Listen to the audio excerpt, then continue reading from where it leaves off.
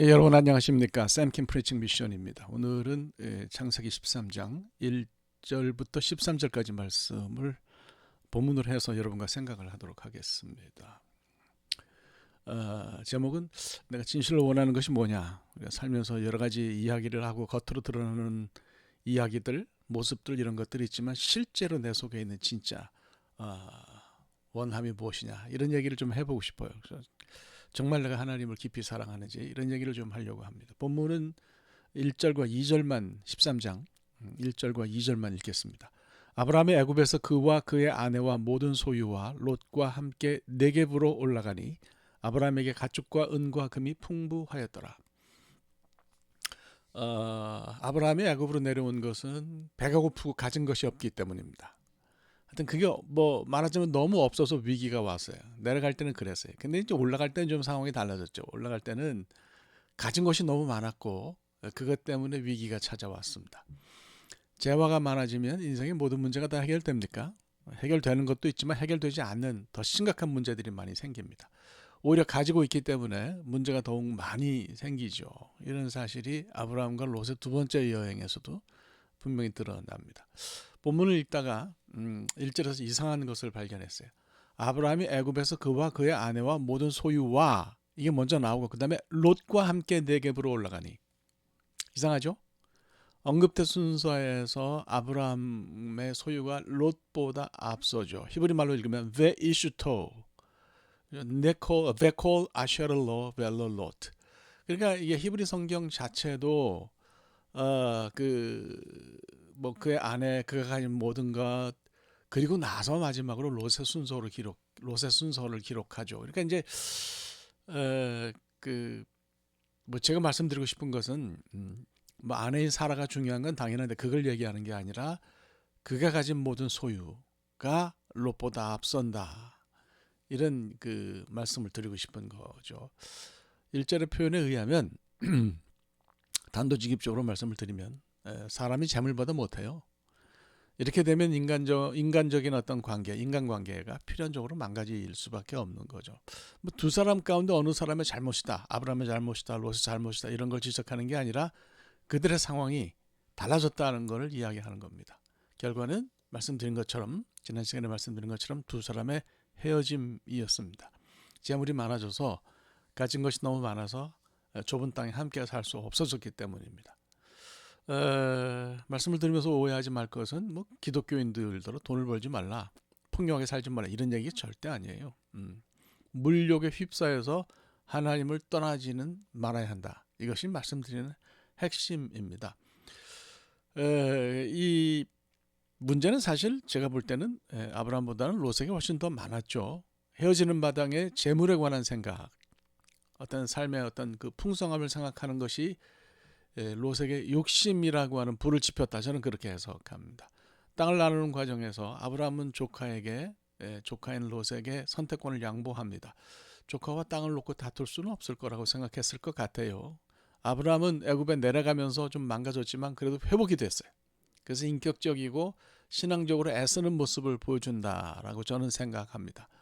여기서 유명한 이제 바둑의 법칙이 나오죠. 내가 좌하면 내가 우하고 내가 우하면 내가 좌하겠다. 바둑 두어보신 분들은 아실 거예요. 저는 바둑이 13급입니다. 제 친구 중에 1급 두는 친구가 있는데 9점을 깔고 둬도 한쪽 귀를 따먹혀요.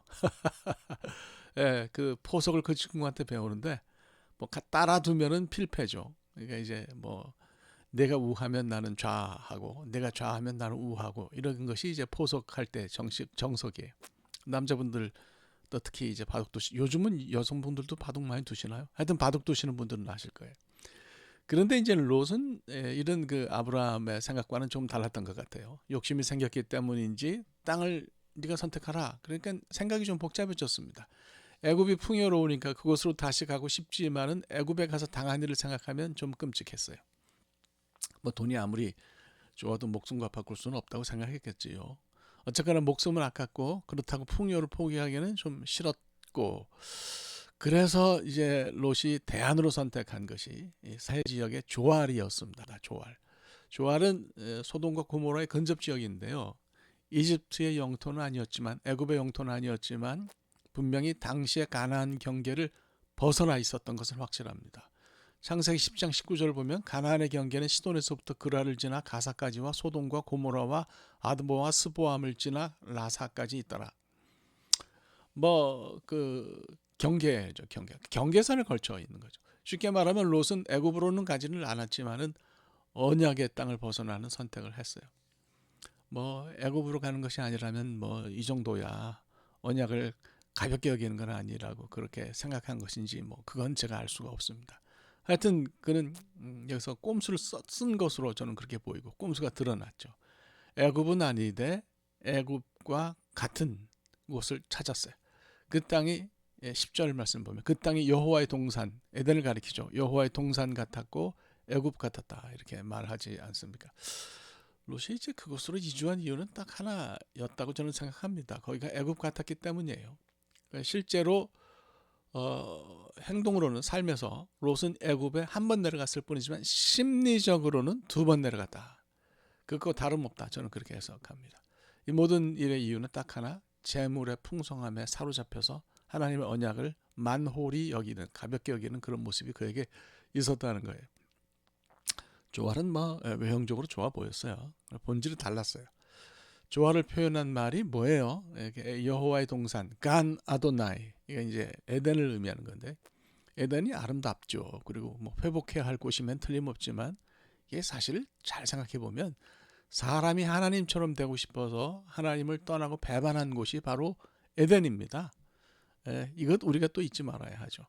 그래서 에덴 같은 조화를 선택했는데 결국 이 선택이 하나님을 떠나는 행동이었다. 이렇게 보면 어떨까요? 하나님이 창조하신 에덴은 아름다운 곳이었지만 종래에는 배신의 장소가 되었고요. 조알도 역시 그랬습니다. 롯은 물욕을 가장 먼저 우선적인 어떤 그런 삶의 가치로 둔 나머지 조알을 선택했습니다. 사실 롯은 소돔 지역에서 그의 인생을 마무리했지만은 처음부터 소돔으로 간 건 아니었던 것 같아요. 요단 온 지역을 두루 다니면서 옮겨 다니다가 점점 동쪽으로 이주했고 마지막에 종착지로 소돔을 선택했습니다. 가는 길은 삐뚤빼뚤했지만 목적지는 분명했던 걸로 보입니다. 이런 일들의 시작이 뭐였냐? 바로 롯의 욕심, 물욕 이런 것이 출발점이었고 거기 숨겨진 보다 원초적인 이유는 애굽에서 얻은 재화였어요. 뭐 같은 거죠. 이것 때문에 이제 삼촌과 조카가 갈라섰고요. 롯은 소돔까지 흘러가서 결국 폭망했고 롯의 후손들은 실수를 계속해서 이스라엘의 어떤 위협이 된 모압과 암몬으로 남았습니다. 아브라함은 좀 달랐죠. 같은 문제에서 똑같은 잘못을 범하지는 않았습니다. 장소나 물질적인 풍요가 중요한 것이 아니라 그것이 다 하나님이 주시면 내가 받는 것이고 아니면 할 수 없는 거다 이렇게 생각했던 것 같아요. 하나님의 임재가 있으면 된다. 하나님만 함께 하시면 된다라는 것을 깨달았던 것 같습니다. 그래서 그는 척박한 땅에 하나님 곁에 그곳이 척박하더라도 하나님 곁에 머물기를 기꺼이 선택했다 이렇게 말씀을 드립니다. 본문 읽으면서 내가 찾는 게 뭐냐, 진짜 찾는 게 뭐냐 이런 생각을 했어요. 나는 조알이 좋으냐 아니면 베델과 아이 사이에 말도 안 되는 척박한 땅을 더 사랑하느냐. 저를 비롯해서 많은 신앙인들이 사람들을 대할 때는 돈이 대수가 아니야.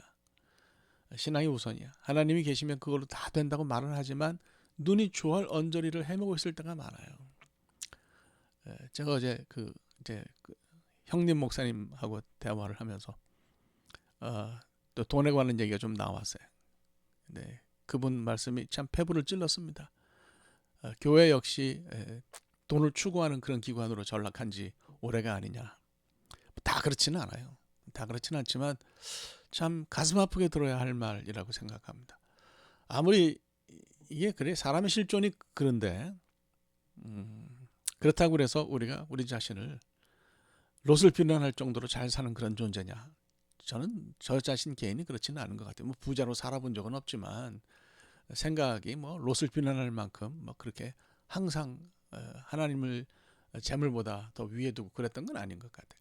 지금까지 살아오면서 하나님이 왜 힘든 곳만 날 가게 하시냐, 어려운 일만 맡기셨냐, 이런 고민도 좀 했어요. 내가 좀 잘할 수 있는 좋은 여건을 주시면 오죽 잘하겠냐 이런 생각을 하면서 살았습니다. 작금에 이르러서도 이런 불평불만에 갖는 힘이 있어요. 누구에게나 그렇지 않겠나. 그래서 신앙을 따라가다가도 속으로 다른 생각을 할 때가 있다는 겁니다. 사실 뭐 그래요. 우리에게 조알이 썩 마음에 드는 것은 아닙니다. 그런데 우리 생각이 조알을 넘어서서 멀리 있는 소돔을 향할 때가 있다는 얘기를 하고 싶은 거예요. 그게 진짜 목적지가 아니냐라는 그런 생각을 한번 오늘 본문을 보면서 같이 해보자 하는 이야기죠. 하나님 앞에서 정직하게, 하나님 앞에 솔직하게 서서 그런 생각을 해보자는 거죠. 그런데 이제 돌아가는 상황을 보면 소돔으로 직방에 한 번에 딱 가면 그건 좀 체면에 금이 갑니다. 그래서 세상에 익숙한 머리가, 세상에 익숙한 어떤 우리의 모습이 우리에게 스스로 말하는 거죠. 지금은 소돔으로 가면 안 돼. 지금 가면은 너 완전히 내 지금까지 보여준 신앙이나 내 체면에 금이 간다. 그냥 가지 마라. 그래서 거기를 짐짓 포기하는 척 해요. 하나님이 눈치채지 않으시기를 바라면서 주춤주춤 발걸음을 조알로 슬그머니 옮기는 거죠. 참 찌질하기 짝이 없어요. 그게 그렇지 않습니까? 언젠가는 들통이 날 텐데도 그러고 있으니 뭐 찌질하다는 표현 외에 다른 표현을 쓸 수가 있겠습니까? 이런 우리 모습과 비교하자면 아브라함은 참 부족하고 약한 모습이 있지만 대단히 위대합니다. 한번 고생한 후에는 아무리 그 동네가 좋아 보여도 그저 뭐 조알이 뭐 괜찮아 보이긴 하네 하면서 웃기만 할 뿐 그쪽으로 절대 가지는 않았습니다.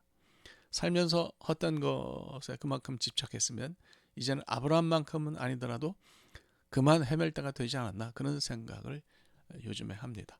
실수는 뭐 누구나 다 하는 거죠. 그러나 하나님과 함께 사는 것이 정말 중요하다는 것을 깨달았다면 그것에 비켜서지는 말아야 됩니다. 멀리 돌아서 엉뚱한 곳으로 갈 생각도 하지 말아야 하지 않겠나 뭐 이런 생각을 해요. 그래서 뭐 너나 할 것 없이 우리를 깊이 생각하면서 말씀해서 말하는 것이 뭔지 한번 깨닫는 그런 귀한 시간이 우리 모두에게 있기를 바랍니다. 기도하겠습니다. 하나님,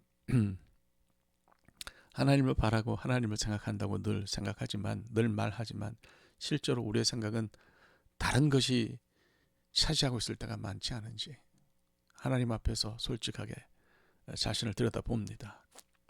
하나님, 정말 하나님을 가장 삶의 위대하고 첫 번째 가는 가치로 여기고 살아가는 우리가 되게 하시고 오랫동안 나를 속여온 나머지 속이는 것 자체도 괜찮다고 합리화하는 그런 모습으로 서 있는 것은 아닌지 생각하게 하여 주옵소서. 이 아침에 주님을 생각하며 주님이 나의 모든 것이심을 다시 한번 고백합니다. 예수 그리스도의 이름으로 기도합니다. 아멘.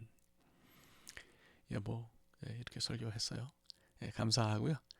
같이 함께 말씀을 창세기 읽어가는 재미가 있기를 바랍니다. 고맙습니다.